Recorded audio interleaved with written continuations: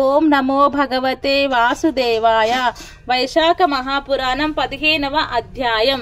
వైశాఖ పురాణం 15వ అధ్యాయం. నారాయణం నమస్కృత్యం నరం చైవ నరోత్తమం దేవీం సరస్వతిం వ్యాసం తతో జయముదీరయాత్. వైశాఖ మాస వ్రత మహిమ. నారద మహర్షి అంబరీష మహారాజునకు వైశాఖ మహత్యమును వివరించుచు నిట్లెనను. శృతదేవుని మాటలు విని శృతకీర్తి మహారాజు శృతదేవముని వైశాఖ ధర్మములు సులభములు అఖండ పుణ్యప్రదములు విష్ణు ప్రీతికరములుగు ధర్మాది ధర్మార్థ పురుషార్థ సాధనములు ఇట్టి ఉత్తమం ధర్మములు శాశ్వతములు వేద నిరూపితములు కదా. ఇట్టి ఉత్తమ మార్గములు లోకమున ఎందుకని ప్రసిద్ధము కాలేదు. రాజస తామస ధర్మములు కష్ట సాధ్యములు అధిక ధన సాధ్యములు అట్టి ధర్మములు లోకమున ప్రసిద్ధములైనవి. కొందరు మాఘమాసమును మెచ్చుకొందురు, కొందరు చతుర్మాస్యములు నృత్తములందురు. వ్యాతి పాతాది ధర్మములు మరికొందరు ప్రశంసింతురు. వీనిని వివరించి సరియగు వివేకమును కలిగింపగోరుచున్నానని అడిగెను. శృతదేవుడు మహారాజా, వైశాఖ ధర్మములు ఎందుకని ప్రసిద్ధము కాలేదో ఇతర ధర్మములకు ఎందుకు ప్రసిద్ధి కలిగెనో వివరింతును వినుము. లోకములోని జనులు చాలా మంది ఐహిక భోగములను పుత్ర పౌత్రాది సంపదలను గోరుచుందురు. వారు రాజస తమోస గుణముల ప్రధానులు. ఇంతమందిలో నెవడో ఒకడు ఏదో ఒక విధముగా స్వర్గము కావాలని యజ్ఞాది క్రతువులు చేయుచున్నాడు.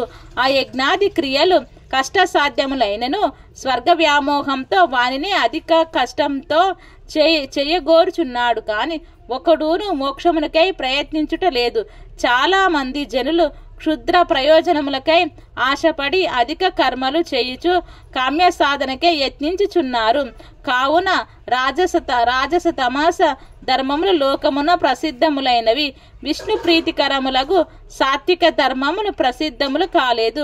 సాత్విక కర్మలు నిష్కర్మ కర్మలు కాని ఐహికములను ఆయుష్కికములు అగు సుఖమునిచ్చునని దేవమాయ మోహితులు కర్మపర తంత్రాతులకు మూడులు ఈ విషమును నెరుగరు.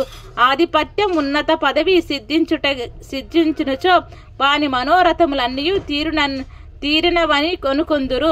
వ్యామోహమే ప్రయోజనముగా కల కర్మలను చేసినచో సంపదలు క్షీణింపవు, వృద్ధి నందురు. ఆధిపత్య ప్రయోజనంతో వారి పురుషార్థ సాధన ఆగిపోవును. వైశాఖ ధర్మములు సాత్వికములు. అవి నిగూఢముగా ఎవరికి తెలియకయున్న కారణమున వినుము. పూర్వము కాశీరాజు కీర్తిమంతుడను వాడు గలడు. అతడు నృగ మహారాజు కుమారుడు. ఇక్ష్వాకు వంశరాజుల్లో ఉత్తముడు, కీర్తిశాలి. అతడు ఇంద్రియములను జయించిన వాడు, కోపము నెరుగని వాడు, బ్రహ్మజ్ఞాని. అతను ఒకనాడు వేటనకై అడవికి పోయెను. వశిష్ఠ మహర్షి ఆశ్రమ ప్రాంతమునకు చేరెను. అతడు వెళ్ళిన కాలము వైశాఖ మాసము. వశిష్ఠ మహర్షి శిష్యులు వైశాఖ మాస ధర్మములను ఆచరించుచుండిరి. కొందరు చలివేంద్రములను, మరికొందరు నీడనిచ్చు చెట్లను, మరికొందరు దిగుడు బావులను ఏర్పాటు చేయుచుండిరి. బాటసారులకు చెట్లు నీడలయందు కూర్చుండబెట్టి విసన కర్రలతో విసురుచుండిరి. చెరకు గడలను, గంధములను, ఫలములను ఇచ్చుచుండిరి. మధ్యాహ్న కాలమున ఛత్రదానములు, సాయంకాలమున పానకమును, తాంబూలము, కన్నుల చల్లబడుటకు కర్పూరములు ఇచ్చుచుండిరి. చెట్ల నీడలయందు, ఇంటి ముంగిళ్ళయందు, మండపములయందు ఇసుకలను పరిచి కూర్చుండటకు వీలుగా చేయుచుండిరి. చెట్లు కొమ్మలకు ఉయ్యాలను కట్టుచుండిరి. రాజు వారిని చూసి ఇదేమని ప్రశ్నించెను.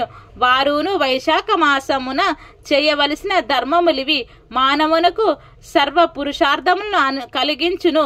మా గురువు గారైన వశిష్ఠులచే ఆజ్ఞాపింపబడి వీనిని చేయుచున్నాము అని పలికిరి. మరింత వివరించి చెప్పుడని రాజు వారిని అడిగెను. మేమీ పనులను గురువు యజ్ఞను అనుసరించి చేయుచున్నాము. మీకింకను కావలసినచో వివరములు కావలసినచో మా గురువు గారిని అడుగురు. సమాధానమిచ్చి రాజు వారి మాటలను విని పవిత్రమగు వశిష్ఠ యజ్ఞశాలమునకు వెళ్ళెను. అట్లు వచ్చుచున్న రాజును వారి పరివారమును చూసి వశిష్ఠ మహారాజు మహర్షి సాధనమున రాజును వాని పరివారమును అతిథి సత్కారములతో నాదరించెను. రాజు మహాముని ఇచ్చిన ఆతిథ్యమును స్వీకరించి నమస్కరించి సంతోషాశ్చర్యములతో చేయునిట్లాడిగెను. మహర్షి, మార్గమున మీ శిష్యులు బాటసారులకు చేయు అతిథి సత్కారములు ఉపచారములు నాకు మిక్కిలి ఆశ్చర్యము కలిగించినవి. ఇట్లెందులకు చేయుచున్నారని నేను వారిని అడగగా వారును, మహారాజా, దీనిని వివరించిన అవకాశం మాకు లేదు. మా గురువుల యాజ్ఞను అనుసరించి శుభకర్ములకు వీనిని చేయుచున్నాము. మీరు మా గురువు గారి దగ్గరికి వెళ్ళి వారు మీకు వివరింపగలరు. నేనును వేటాడి అలసి తిని అతిథి సత్కారములు కోరు పరిస్థితిలో నుంటిని. ఇట్టి స్థితిలో మీ శిష్యుల బాటసారులకు చేయు అతిథి సత్కారములు విస్మయముగా కలిగించినవి. నీవు మునులందరిలో మొదటి వాడవు, శ్రేష్ఠుడవు, సర్వధర్మములు నెరిగిన వాడవు. నేను మీకు శిష్యుడను. దయించి నాకీ విషయము నెరింపుడని ప్రార్థించెను. వశిష్ఠ మహర్షి రాజునకు గల ధర్మ జిజ్ఞాసకు వినయ విధేతలకు సంతసించెను. రాజా, నీ బుద్ధికి గల క్రమశిక్షణ మెచ్చదగినది. విష్ణు కథా ప్రసంగమును విష్ణు ప్రీతికరములకు ధర్మములు నెరుగుట యందు ఆసక్తి కలుగుట సామాన్య విషయము కాదు. నీవడిగిన విషయమును వివరింతుము వినుము. వైశాఖ మాస వ్రత ధర్మ విషయములను వినిన సర్వ పాపములను నశించును. ఇతర ధర్మముల కంటే వైశాఖ ధర్మములు మిక్కిలి ఉత్తమములు. వైశాఖ మాసమున బహిస్నానము చేసిన వారు శ్రీ మహావిష్ణువుకు ప్రియమైన వారు. అన్ని ధర్మములను ఆచరించి స్నాన దానార్చనెన్నో చేసినను వైశాఖ మాస ధర్మములు ఆచరింపనిచో అట్టి వానికి శ్రీహరి దూరముగా నుండును. వారు శ్రీహరికి ప్రియురు కారని భావము. వైశాఖ మాసమున స్నాన దానములు పూజాధికములు మానిన వారెంత గొప్ప కులమున జన్మించవాన వారైనను కర్మను అనుసరించి మిక్కిలి నీచ జన్మల కరవారిని ఎరుగుము. వైశాఖ మాస వ్రత ధర్మములు నాచరించి శ్రీహరిని పూజించినచో శ్రీహరి సంతసించి వారి కోరికలనిచ్చి రక్షించును. శ్రీపతియు జగన్నాథుడును శ్రీ మహావిష్ణువు సర్వ పాపమును నశింపజేయువాడు సుమా. వ్యాయ ప్రయాసల కుల వ్రతములు చేతను ధర్మ సూక్ష్మముల చేతను దానముల చేతను శ్రీహరి సంతసింపడు. భక్తి పూర్వకముగా నారాధింపబడిన శ్రీహరి భక్తి పూర్వకమైన స్వల్ప పూజకైనను స్వల్ప కర్మలకైనను సంతసించును. భక్తి లేని కర్మ ఎంత పెద్దదైనను అతడు సంతసించును సుమా. అధిక కర్మను అధిక ఫలము, స్వల్ప కర్మకు స్వల్ప ఫలము అని శ్రీహరి లెక్కింపబడను. భక్తి అధికమైనచో స్వల్ప కర్మమైనను అధిక ఫలమునిచ్చును. భక్తి లేని కర్మయే అధికమైనను ఫలముండదు. కర్మ మార్గమున దాని ఫలమును నిర్ణయించుట చాలా కష్టము సుమా.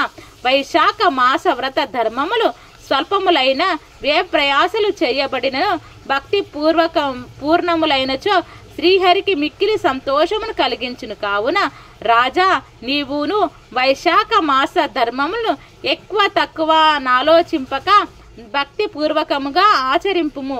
నీ దేశ ప్రజల చేతను చేయింపుము, వారికి శుభము కలుగును. వైశాఖ ధర్మములను ఆచరింపని నీచుని అతడెవడైనను తీవ్రముగా శిక్షింపుము అని వశిష్ఠ మహర్షి శాస్త్రోత్తమగు శుభకర్ములకు వైశాఖ మాస వ్రత ధర్మములను వాని అంతరార్థమును మహారాజునకు విశదపరిచెను. రాజు మహర్షికి నమస్కరించి తన రాజ్యముకు పోయెను. ఆ రాజు వశిష్ఠ మహర్షి చెప్పిన మాటలను పాటించెను. వైశాఖ ధర్మములు పాటించుచు శ్రీహరి మహావిష్ణువుకు మిక్కిలి భక్తితో సేవించుచుండెను.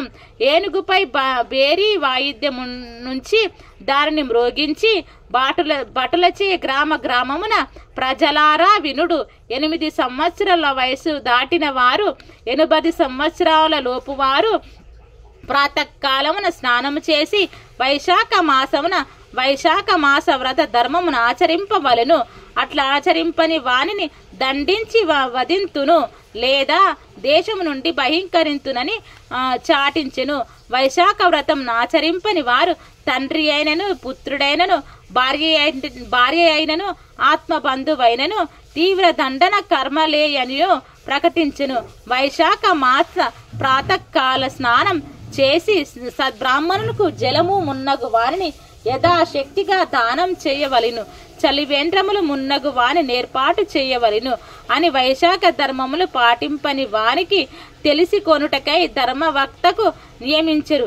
వైశాఖ వ్రతమును పాటింపని వారిని శిక్షించుటకై 5 గ్రామములకు ఒక ధర్మాధికారిని నియమించెను. వారి అధీనమున 10 మంది అశ్వకులమునుంచెను. ఈ విధముగా నా మహారాజు అజ్ఞచే వాని దేశమున వైశాఖ వాస వ్రతము సుస్థిరమాయెను. ఈ రాజు ప్రారంభించిన నాటిన వైశాఖ ధర్మ వృక్షమును సుస్థిరమాయెను. ఆ రాజు రాజ్యమును మరణించిన స్త్రీలు, బాలురు, పురుషులు అందరూ ఇహలోక సుఖములందిన వారై విష్ణులోకమును చేరుచుండిరి. వైశాఖ మాసమున ఏ కర్మమునచే ప్రాతకాలమున స్నానం చేసినను పాప విముక్తులై శ్రీహరి లోకమును చేరుచుండిరి. ఇట్లు ఆ రాజ్యము దేశములోని ప్రజలందరూ వైశాఖ మహాత్యమున శ్రీహరి లోకమునకు పోవుటచే యమధర్మ రాజ్యమునకు నరకమునకు పోవు వారెవరూ లేకపోయిరి. ప్రతి ప్రాణియు లోగడ చేసిన పాపములన్నిటినీ చిత్రగుప్తుడు వ్రాసినను కొట్టివేయవలసి వచ్చెను. ఈ విధంగా చిత్రగుప్తునికి జనుల పాపములను వ్రాయుట కొట్టివేయుట జరిగి అతడు ఊడక నుండవలసి వచ్చెను. ఏ పనిను చేసిన వారైనను వారు నరకమునకు పోవలసిన వారైనను వైశాఖ స్నాన మహిమచే విష్ణులోకమునకు పోవుటచే నరకలోకమునన్నియు వారు లేక శూన్యములై ఉండెను. అంతేకాదు స్వర్గలోకమునకై యజ్ఞయాగాదులు ఎవరూనూ చేయక వైశాఖ మాస వ్రతములు ధర్మములు ఆచరించుచుండటచే వారును విష్ణులోకమును చేరుటచే స్వర్గలోకములను శూన్యములై ఉండెను. ఈ విధముగా యమధర్మరాజు లోకం, నరకం, ఇంద్రుని లోకము, స్వర్గము వచ్చు వారెవరూనూ లేక శూన్యములై ఉండెను. వైశాఖ మహాపురాణం 15వ అధ్యాయం సంపూర్ణం. సర్వం శ్రీ లక్ష్మీనారాయణార్పణమస్తు.